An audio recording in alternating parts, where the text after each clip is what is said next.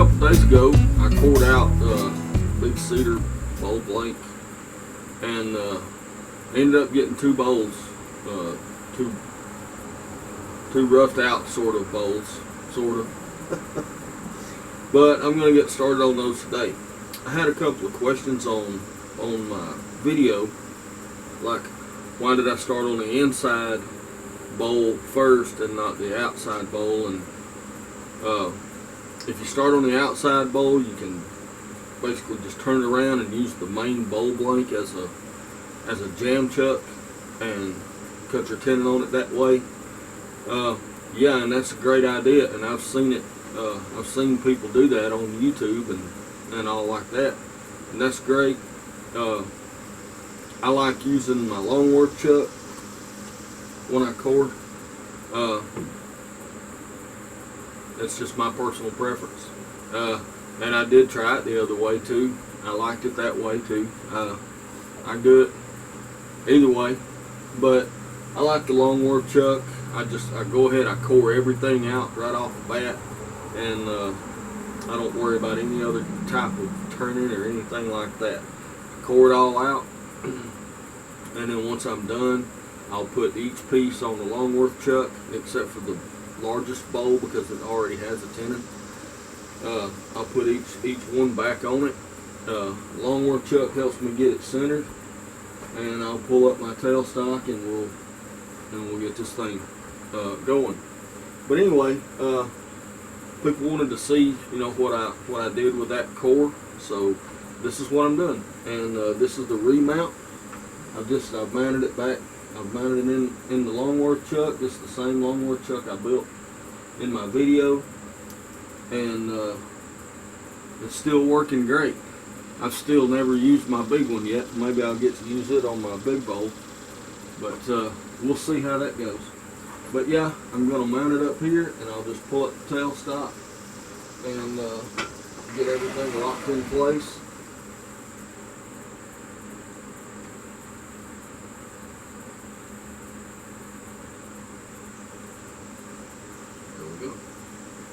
And then I'll start working on trying to cut a recess. And this will be kind of a large recess because this back here is actually divoted in. I'm not going to try to cut a tenon because I really like the shape of this bowl. And I'm going to try to maintain as much of that shape as I can. And once I get this thing shaped the way I want it, I've got to come in and do some repairs. And I'll show you that right quick. Let's see here. I'll have to do a few repairs. You can see here where I've already repaired the great big voids that were in it. There's a couple on the inside also, but I didn't mess with them because hopefully I'm going to be cutting most of them out anyway. But this crack is what I'm mainly talking about. This big crack. It has nothing in there to stabilize it yet, except a little bit of epoxy on the back side, but we're gonna fix all this and get this bowl going. But this is mainly a remount, showing you how I remount these bowls, and then I've got my big one out down here. Gonna be working on it a little bit later. Maybe today, maybe not. I'm not sure. All right, well, let's get this thing going. Well, I'll get started out, just truing up the bottom and working on this side, working on the sides of the bowl up to the Longworth chuck stoppers, and get my recess put in.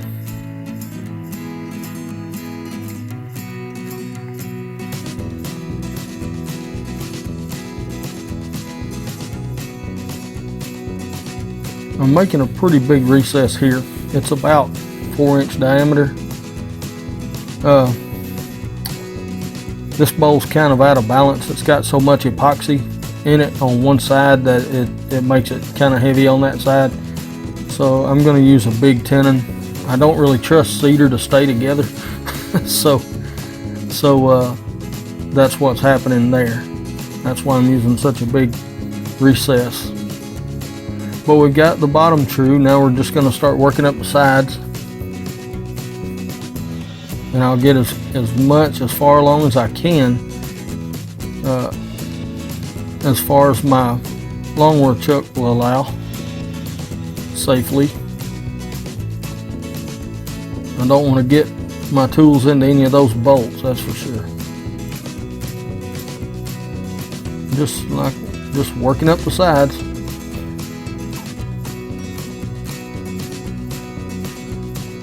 Make a few shearing cuts up through here. Check it. Alright, it's looking pretty good. I want to go ahead and get as far along on the sides as I can so I don't have to work on too much once I get it remounted on the sides.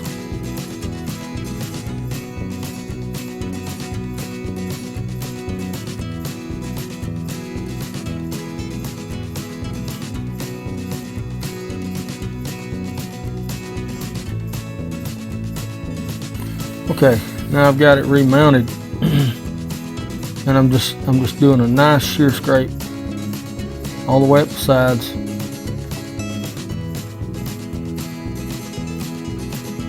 Just working on this outside edge, and you can see there's a big crack right there. I'll have to fill it. I'll do all my repairs. I'll just fill it with epoxy. I'll dye the epoxy with an oil-based paint, and I'll put it in and let it run in. Now we'll start working on the inside, trying to get my right depth right here, and just making sure my depth is good. And you can still see some voids. I still have to fill those also. I'll just fill those with epoxy. And the big voids, not the cracks, but the big voids, I use coffee grinds inside the epoxy, and it turns the epoxy a nice looking brown color like coffee. And but it also adds like a filler in there. It looks really pretty neat. But so that may be something to think about, is use some coffee grinds in your epoxy.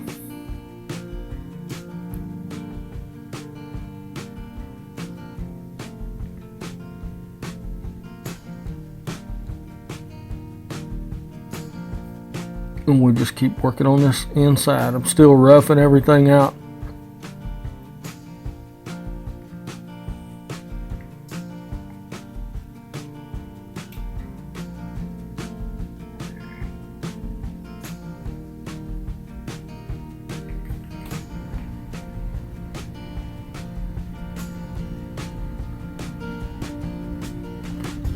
Always keep your tools sharp. Always keep your tools sharp.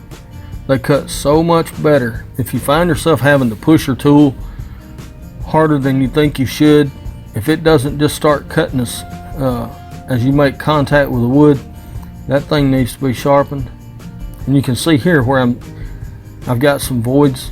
It's just actually kind of punky wood inside there, and I'll dig all that stuff out and fill it with epoxy and coffee grinds.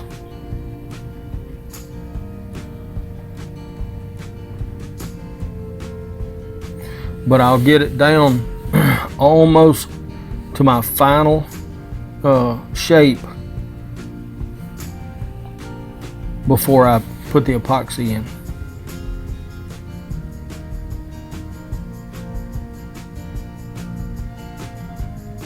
In the little cracks and things like that, so that it'll have a chance to flow all the way through the bowl. I'll put it in from both sides. And this epoxy, it was actually the JB Weld brand. It's a clear epoxy, and I would use black oil-based paint from Hobby Lobby. It's in the little tubes, and it really dyes the epoxy really well. And I would use that to fill the cracks. And it penetrates, the JB Weld actually penetrates pretty good. you can see when this one stops that the epoxy's already been applied in here. So I'm making my final cleanup passes here.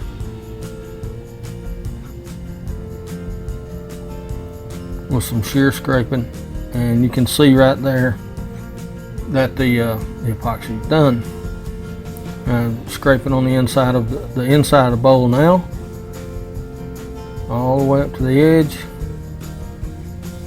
There was a lot of repair work to do on these two bowls. The big one, the big bowl, had even more to do, but I think it really turned out pretty cool.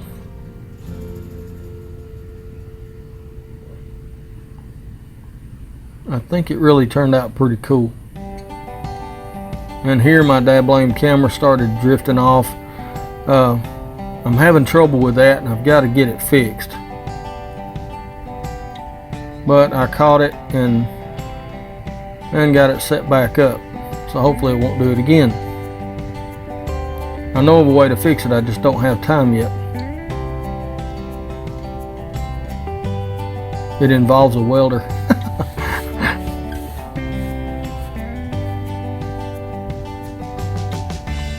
Alright, we're getting about where I want to be now.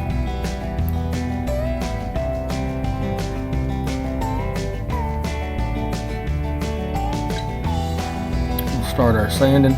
I've started my sanding at 60 grit, and right here I'm just kind of hitting some of the rough areas. That epoxy is very hard. It's a lot harder than the cedar wood around it, so you have to be really careful when you're sanding, or you get it very uneven. It'll sand the wood out around the epoxy, and it's hard to get it even. So you just have to be really careful, take your time, and it'll look really nice when you get done. So that's what I'm doing here. I'm just hitting all those places rough where the epoxy is, making sure it's the way it's supposed to be.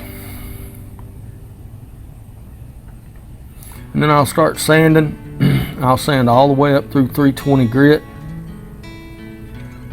and I'll apply depth sanding sealer. Once I do 220 grit, I'll put on depth sanding sealer, and I'll wait for that to cure up.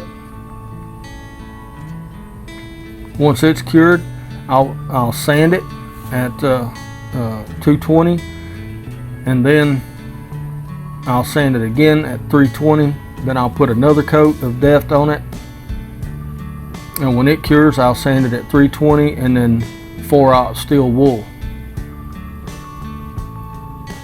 and then it'll be ready for a wax coat.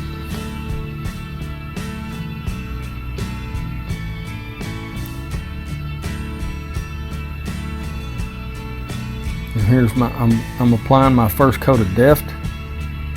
It's a lacquer-based sanding sealer. It cures really fast. About 20-30 minutes, you're good to sand. But this first coat I put on really thick, and you can see how it's really soaking in. But that's a good thing. Okay, now I'm sanding at 220 here, and I'll sand again at 320 before I apply my second coat.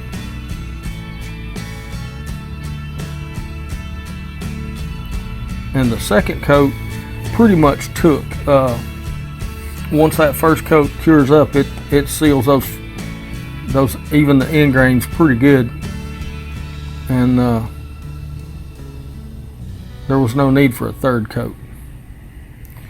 Alright, using my long work chuck, I'm going to get ready to finish up the bottom of the bowl.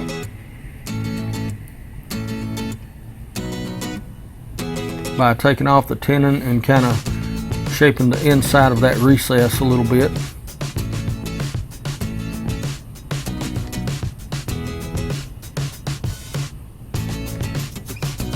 Using my new tool rest. I really like that thing.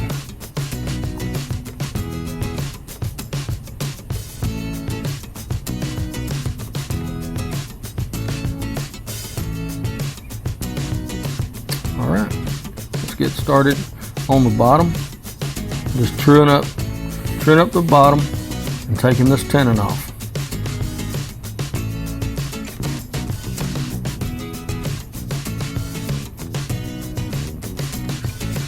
Making very careful cuts.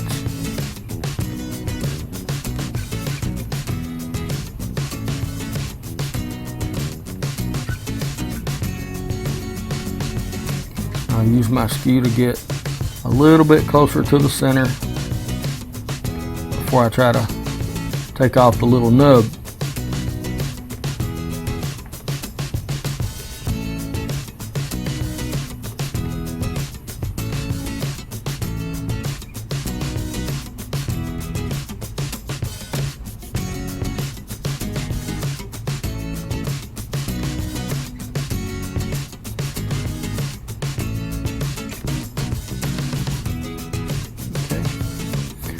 All right, let's start sanding it up. Sand right here around the edge, around the bottom.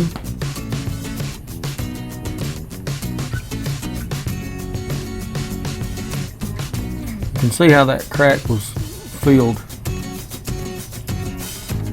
And once the finishing cuts and the sanding and all was done, it was nice and smooth all the way around. All the repairs looked good.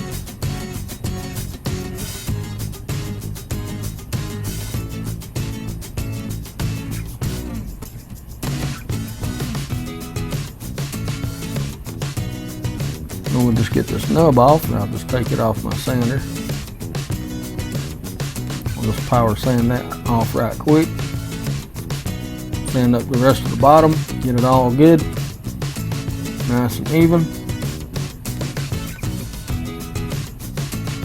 And then I'm just going to apply depth to the bottom.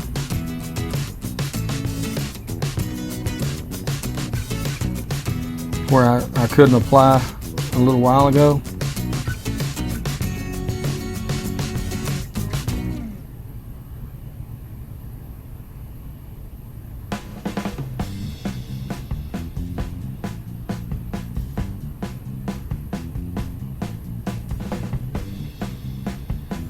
Okay, now I'll come back and just hit it with some 220 and 320.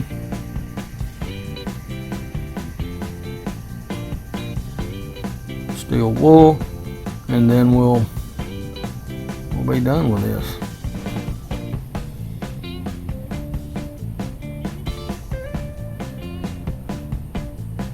This was 320.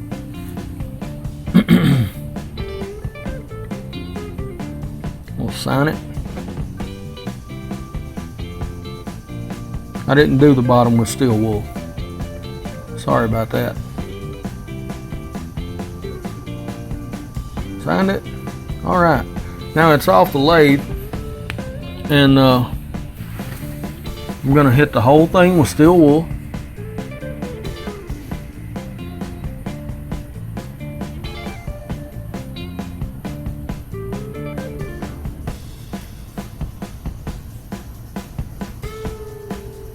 And then we'll start our waxing.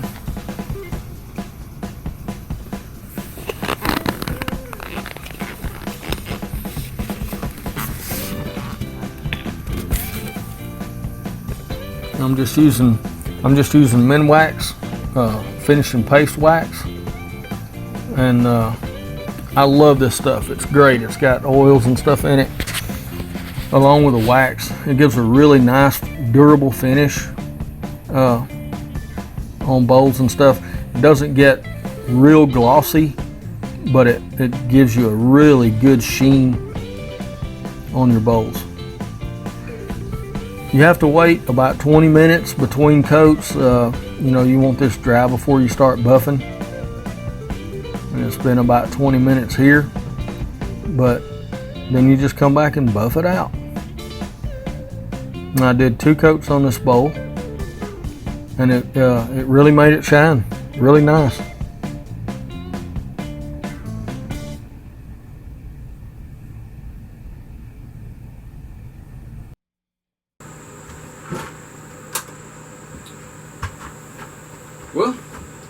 there's one done. That was the small bowl out of the core. I think it turned out really nice. I actually did get to keep most of the shape that I was wanting to keep. Had very large voids I had to fill right here. There's just a big hole in the wood right there. But I took care of that with epoxy, and it was it's straight up just epoxy you get at the hardware store. It was JB Weld. Just you know, I just made sure that it was going to be clear when I got done. And the reason I used epoxy was because I was actually worried about it maybe trying to come apart or something like that.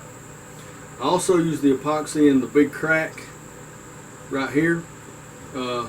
If you remember the big bowl blank that I had, it had a really bad crack. Well, that I stabilized it a little bit before I started turning, and on the main bowl, which is almost done, I've almost got it done now.